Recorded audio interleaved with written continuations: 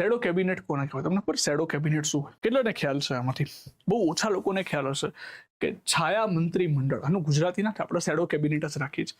Shadow cabinet કોને કહેવાય? ચલો જોઈએ સમજો. આ ગરગટ્ટા જેવું હોય ને, ગરગટ્ટા નાનપણમાં રમતા હતા ને એવું હોય. ધ્યાનથી સમજો. હાલની અંદર બીજેપી છે, એક્ઝામ્પલ તરીકે બીજેપીની અંદર શું છે? એક વડાપ્રધાન છે, એક ગૃહમંત્રી છે, એક નાણામંત્રી છે. તો શેડો કેબિનેટ કોને કહેવાય? તો આવું જ વિપક્ષવાળા હોય ને, વિપક્ષવાળા પણ આવું કરે. વિપક્ષવાળા પણ આવું મંત્રાલય બનાવે. વિપક્ષવાળા કહે છે કે રાહુલ ગાંધી વડાપ્રધાન, પછી એના સામે અહીંયા બીજેપીના કોઈ ગૃહમંત્રી હોય તો એ પોતાના ગૃહમંત્રી બનાવે. એકચ્યુઅલમાં આમનું કોઈ રોલ નથી હોતું, પણ શું કરવા માટે? ધ્યાન રાખવા માટે કે આ ગૃહમંત્રી છે ને એ આ ગૃહમંત્રીનું ધ્યાન આપશે.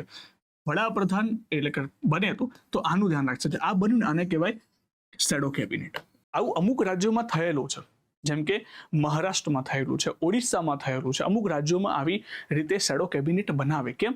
પર્ટિક્યુલરલી ધ્યાન રાખવા માટે કે આની સામે પણ ગૃહમંત્રી से गृहमंत्री टकराएगा, चूर चूर हो जाएगा. તો આને કહેવાય શેડો કેબિનેટ. આ ખાલી ને ખાલી દેખાવ માટે હોય, મતલબ ધ્યાન રાખવા માટે હોય. આવી કોઈ જોગવાઈ ભારતના બંધારણમાં નથી. બ્રિટનમાં છે, ઓસ્ટ્રેલિયાની અંદર છે. તો આ પ્રકારના શેડો કેબિનેટ બનાવવા ભારતમાં અમુક રાજ્યોમાં બનાવવામાં આવ્યા છે. ઓકે, તો આઈપીએલની ટીમ જેવું થયા, સમજ્યા?